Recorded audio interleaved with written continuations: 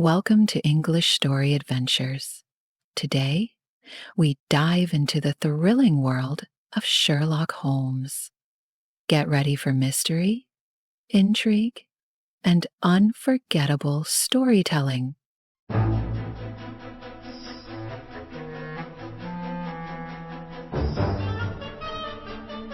Chapter 4. The House in Streatham.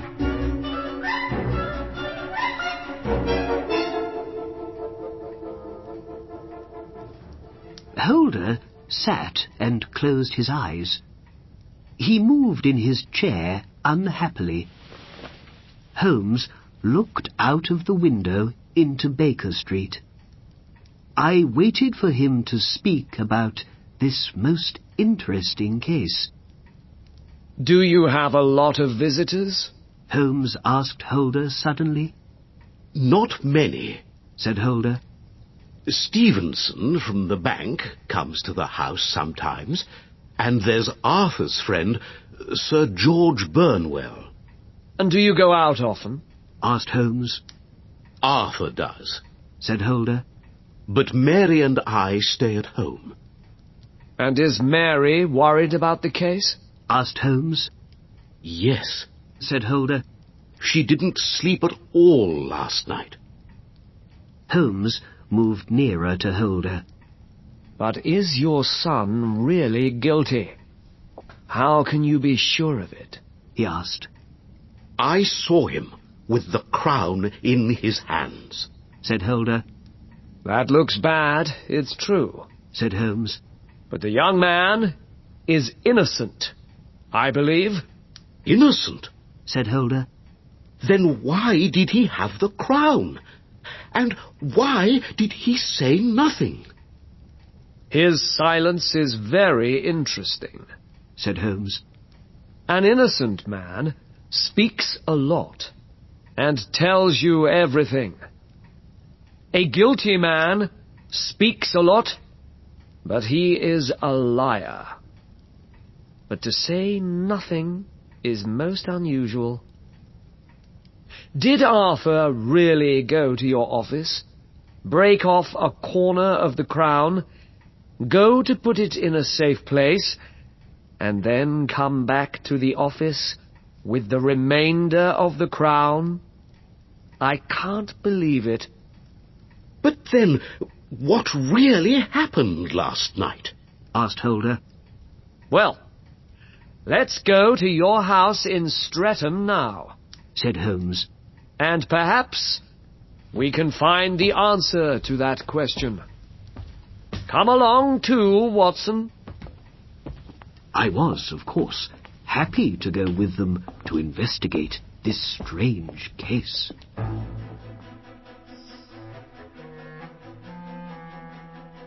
Holmes didn't speak in the carriage.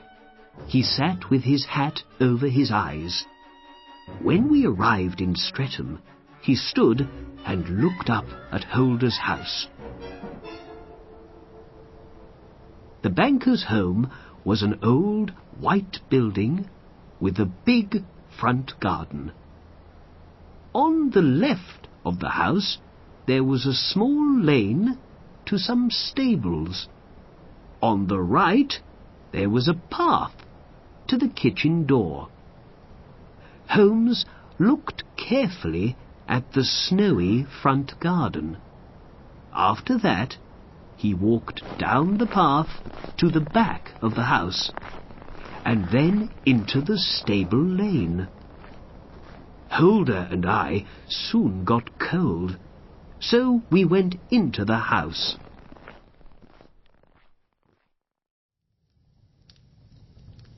We waited in silence in the warm room. Suddenly, a young woman came in. She had dark hair and big brown eyes.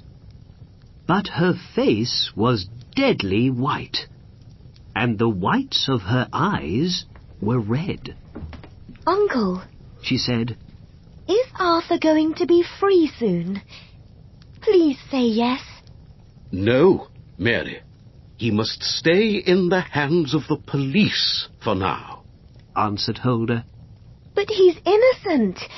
I'm sure of it, said Mary. Then why does he continue with his silence?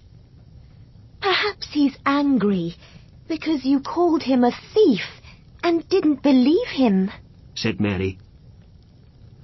Holder then looked over at me. Mary, there is a detective here to investigate the crime. This man here? Asked Mary. No, this is his friend, Dr. Watson. The detective is in the stable lane. The stable lane? She asked, and she looked worried.